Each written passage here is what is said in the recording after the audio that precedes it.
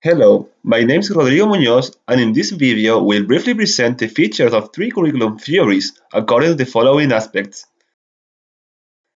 References will be shown at the end of the video.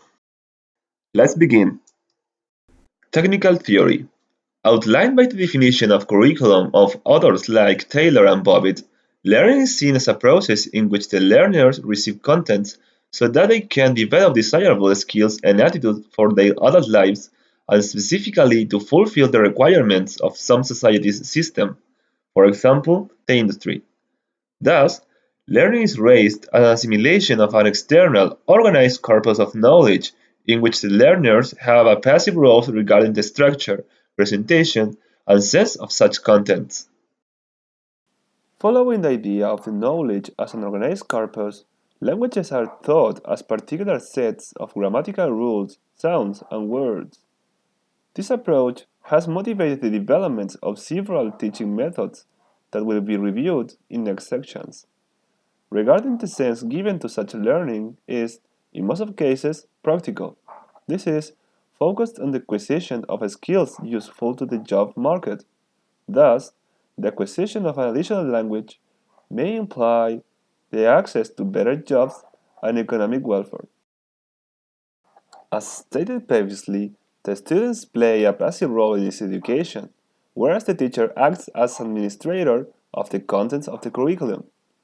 The goal is to reproduce the conditions and ideals of the dominant power, historically those of the capitalism, and satisfy the needs of the economic systems and academic institutions.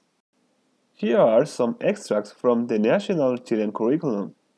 Note how they point to the importance of English learning in the professional development of the student. One important example regarding the English learning teaching approaches is the audiolingual method, developed by the American Army after the World War II as a means to understand foreign languages in military contexts. A typical class consists of exercise of repetition, inflections, and other rather mechanical activities. For example, the teacher would say, I ate a sandwich, and it would be expected that the students reply together, we ate sandwiches. Critical pedagogy theory. As a response to the limitations of the prior theory regarding a lack of social sense in education, Althusser and others would identify and question the ideological components of the capitalist society. In this context, authors such as Paulo Freire extrapolated this question to the educational system, proposing a model in which learning would be a process of gaining awareness of the own conditions of life and the interaction with the society, questioning their imposed beliefs and identifying authoritarian tendencies.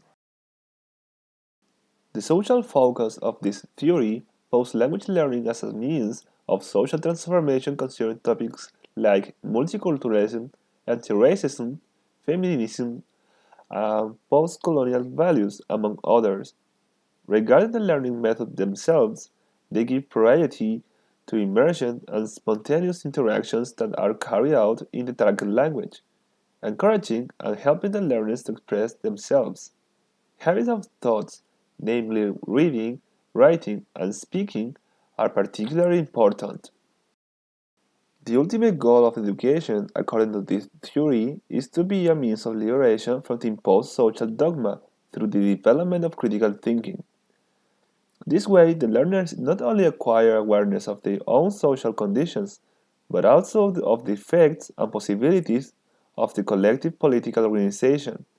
The teacher is responsible of arise this mindset. In the national Chilean curriculum, we can find concepts that refer to the development of critical thinking, awareness of their own talents, needs, and interests, and relate them to their own culture and of the others. Also, they remark the importance of values like tolerance, respect, and inclusion. The direct method privileges spontaneous, realistic interactions, using exclusively the target language. This way, a typical exercise will consist of the teacher asking something to the students, provided a certain context, and the students answering in a properly natural way as they would do in an ordinary interaction in their mother language. Postmodern theory. Influenced by some authors, like Michael Apple, the postmodern theory proposes that there is no one single truth to be taught, but one for each person in this world. Thus, the personal reality and knowledge of a person is built up of blocks of prior and new experiences, posing it as a completely internal process rather than an assimilation of an external objective reality, which this theory energetically denies. As this theory focuses on the building of a personal inner reality, language learning serves as a tool to do so, in the sense that the symbols and structures proper of a certain language provide us the means to create inner personal meanings and thoughts.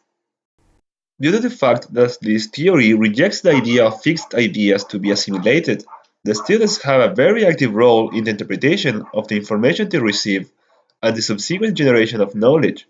In this way, the class can be a place for invention instead of reproduction.